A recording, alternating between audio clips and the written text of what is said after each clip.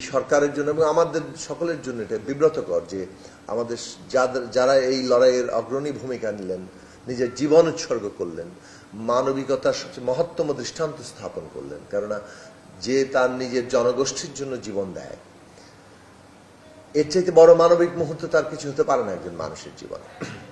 তো সেই রকম দৃষ্টান্ত যারা স্থাপন করেছেন, যারা যুগ যুগ ধরে আমাদের ভবিষ্যৎ প্রজন্মের জন্য একটা অনুপ্রেরণা, তাদেরকে সেই জায়গায় নিয়ে যাওয়াটা তো অত্যন্ত জরুরি কাজ। এবং এর চাইতে বেশি বড় অগ্রাধিকার কি হতে পারে? আহতরা হাসপাতালে কাতরাচ্ছে এবং এটা 3 মাস পরেও আমাদেরকে বলতে হচ্ছে। এখন আহতদের আন্দোলন করতে হচ্ছে। এ কি রকম সরকার ভাই? এখানে আমলাতন্ত্র আছে আমরা জানি, এই রাষ্ট্র পুরোটাই ফ্যাসিস্টদের দখলে ছিল, তারা নানাভাবে এটাকে ধ্বংস করে গিয়েছে, এই সব কিছু আমরা জানি। কিন্তু আপনারা তো ওখানে বসেছেন জনগণের সম্মতিতে, আপনাদের কর্তৃত্বের উৎস হচ্ছে বাংলাদেশের জনগণ। সুতরাং আপনারা সেই ব্যবস্থা গ্রহণ করবেন। যারা ব্যবস্থা গ্রহণ করতে পারবে না, যারা অবহেলা করবে, তাদেরকে বিদায় করার ব্যবস্থা আপনাদের করতে হবে। সেই ক্ষমতা আপনাদের দেওয়া হয়েছে। আমাদেরকে আমলাতান্ত্রিক জটিলতা শোনাবেন, হাসপাতালে একজন আহত যোদ্ধা কাতরাবে, এটা কোনোভাবে গ্রহণযোগ্য না। সুতরাং আমরা কার্যকর ব্যবস্থা দেখতে চাই। আমি যে জায়গায় আসতে চাই যে সার্বভৌমত্ব নিয়ে আজকে আলোচনা হচ্ছে, এবং সার্বভৌমত্বের ব্যাপারটা আসলে জনগণের সার্বভৌমত্ব নিয়ে আমরা কথা বলি। রাষ্ট্রের সার্বভৌমত্ব কথাটা অন্য রাষ্ট্রের নিরিখে আসে। মূল প্রশ্ন কিন্তু জনগণের সার্বভৌমত্ব কায়েম করা, এবং জনগণের সার্বভৌমত্বের উপরে একটা রাষ্ট্র দাঁড়ায়। রাজনৈতিকভাবে একটা জনগোষ্ঠী যখন তারা ঐক্যবদ্ধ হয়, তারা একটা রাষ্ট্র গঠন করে, এবং এই রাষ্ট্র জনগণের সার্বভৌমত্ব যদি নিশ্চিত করতে পারে, তাহলে সে অন্য রাষ্ট্রের নিরিখে নিজের সার্বভৌমত্বটাকে প্রধান শক্তির জায়গা। আমরা বিশ্বাস করি না যে অন্য কিছু দিয়ে আসলে, জনগণ যদি ঐক্যবদ্ধ না থাকে, তাহলে কেবলমাত্র অস্ত্রশস্ত্র দিয়ে আসলে সার্বভৌমত্ব রক্ষা করা যায়। অস্ত্রশস্ত্র জরুরি, সেনাবাহিনী জরুরি, তার পেছনে জনগণের ঐক্যটা অত্যন্ত জরুরি। এইটা পৃথিবীর ইতিহাসে বহু জায়গায় দেখা যাবে। এখন দেশের জনগোষ্ঠী যদি কোনোভাবে বিভক্ত হয়, সেই জনগোষ্ঠীকে যদি নানাভাবে বিভক্ত করে ফেলা যায়, তাহলে সার্বভৌমত্ব মোটামুটি ওইখানেই ধ্বংস করার মূল ভিত্তিটা রচিত হয়ে যায়। আমাদের এই ফ্যাসিস্ট সরকার যে ভয়ঙ্কর কাজটি করেছে সার্বভৌমত্বের বিরুদ্ধে, সেটা হচ্ছে যে এই জনগণকে ক্রমাগত বিভক্ত করেছে, এবং এই বিভক্তিটা এত চূড়ান্ত জায়গায় নিয়ে গেছে যে এখনো তারা এই যে জনগণের অভ্যুত্থান, এটাকে কোনোভাবে স্বীকার করা, এইটাকে মেনে নিয়ে যে ভবিষ্যৎ পরিকল্পনা করা, সেই জায়গায় নাই। কিন্তু সম্পূর্ণ ডিনায়াল। তারা কাউকে মারে নাই।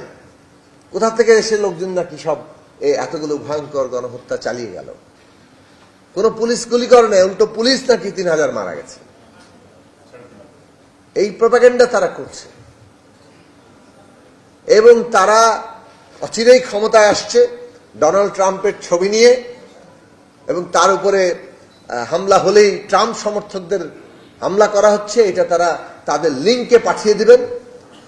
আর আমেরিকাকে রাজি করাতে পারলেই, ভারত তো তার পাশে আছেই, ভারতের সহযোগিতায় তারা এখানে এসে আবার গদিতে বসে যাবে। তারপরে একে একে বাছাই করে করে তারা দেখে নেবে। এইটা হচ্ছে দেশের একটা প্রধান দলের তিনি নেতা এখনো বসে আছেন, যিনি দেশ ত্যাগ করে চলে গেছেন। এটা তো পলিটিক্যাল মোরালিটির কোয়েশ্চেন। তো আপনার আর এখন এই দল নেতৃত্ব দেওয়ার আদৌ কোনো নৈতিক অধিকার আছে কিনা? কিন্তু বিদেশের মাটিতে বসে এই ধরনের বক্তব্য দিচ্ছেন, কাজ করছেন, এবং এটা একটা আশ্চর্যের ব্যাপার যে বিভাজনটা এত শক্ত করা হয়েছে যে আমাদের দেশের বিরাট একদল লোক আছে, তারা এখন আবার এসব কথা সাবস্ক্রাইবও করছে। তাদের দলের লোকরা, কিছু দলের বাইরের লোকেরাও। কারণ এই প্রোপাগান্ডাটা এত শক্তিশালী যে অনেক লোক কি বলতে শোনা যাচ্ছে যে আসলে কিন্তু পুলিশ কি গুলি করেছে নাকি অন্য কেউ গুলি করেছে, এ নিয়ে সন্দেহ উৎপাদন করতে তারা সক্ষম হচ্ছে। তো আমি বলছি যে বিভাজন অনেক শক্তিশালী করা হয়েছিল, এই বিভাজনটা ধীরে ধীরে তৈরি করা হয়েছে, এবং একটা দেশের জনগোষ্ঠীর মধ্যে যদি এই বিভাজন থাকে তাহলে সেই দেশের সার্বভৌমত্ব রক্ষা করা খুব কঠিন হবে। এবং এইটার একটা গুরুত্বপূর্ণ জায়গা ছিল হচ্ছে আমাদের রাজনৈতিক ব্যবস্থা। পলিটি যদি নির্মিত না হয় তাহলে সার্বভৌমত্ব রক্ষা করা যায় না। পলিটি একটা জাতীয় ঐক্য সৃষ্টি করে। জাতীয় ঐক্য সম্পর্কে একটা অনেক সময় এমন ধারণা আছে যে সব পার্টি বোধহয় একটা মঞ্চে আসলো কিংবা একটা জোট গঠন করলো, এটার নাম জাতীয় ঐক্য। জাতীয় ঐক্য আসলে হচ্ছে রাষ্ট্র কিংবা রাজনৈতিক ব্যবস্থা এমন একটা সক্ষমতা অর্জন করে যে তার ভেতরে বহু রাজনৈতিক দল থাকে, একটা গণতান্ত্রিক ব্যবস্থায় যেমন বহুদলীয় গণতন্ত্রে থাকে, এবং এইসব রাজনৈতিক দলগুলো পরস্পর প্রতিদ্বন্দ্বিতা করে, প্রয়োজনে মারামারিও করে, কিন্তু তাদের মধ্যে এমন একটা অভিন্ন রাজনৈতিক ব্যবস্থা আছে যেটার অংশীদার তারা মনে করে। সেখানে হয়তো ক্ষমতা হস্তান্তরের একটা শান্তিপূর্ণ পথ আছে, নির্বাচন সহ আইন ব্যবস্থাটা, বিচার ব্যবস্থাটা এমন অবস্থায় আছে যেটা সকলে মনে করতে পারে যে আমি এর অংশীদার এবং এর মধ্যে আমি আমার প্রতিকার পাইব, এর মধ্যে আমার নিরাময় আছে। এই রাজনৈতিক ব্যবস্থা যদি আমরা প্রতিষ্ঠা করতে না পারি, যদি রাজনৈতিক ব্যবস্থা বড় অংশের মানুষকে বাইরে ছুঁড়ে ফেলে দেয়, যেমনটা আমাদের তো ছোট দল হিসেবের মধ্যেই নাই, এই 15 বছরে বিএনপির মতো বড় রাজনৈতিক দলকেও কিন্তু ছুঁড়ে ফেলে দেওয়া হয়েছে, যেটা পলিটির বাইরে, স্টেডিয়ামের বাইরে হাত পা বেঁধে রেখে দেওয়া হয়েছে। তারপর ওনারা খেলেছেন, একা একা গোল দিয়েছেন, তারপরেও গোল দিতে পারেন না, হামাগুড়ি দিয়ে খেলা দিয়ে রেফারি তারপর হয়তো গোলের মধ্যে ঢুকিয়েছেন। সেটা তো আমরা 24 সালে দেখলাম। তো এইরকম যে বাস্তবতাটা তৈরি হয়েছে, এই বাস্তবতায় আসলে বিভাজন থাকবেই এবং এই বাস্তবতায় সার্বভৌমত্ব রক্ষা করা যাবে না। আমরা ভেসেল স্টেট হবই। আপনি ভেসেল স্টেট রক্ষা করতে গেলে এইখানে পলিটি নির্মাণ করতে হবে, এমন একটা রাজনৈতিক ব্যবস্থা নির্মাণ করতে হবে যেখানে রাজনৈতিক পক্ষগুলো, দেশের মানুষ তার অংশীদার ভাবে। এবং সেই কারণে আমরা বারবার নতুন রাজনৈতিক বন্দোবস্তের কথা বলেছি। আমরা বলছি যে বিদ্যমান রাজনৈতিক বন্দোবস্ত একটা ফ্যাসিস্ট বন্দোবস্ত।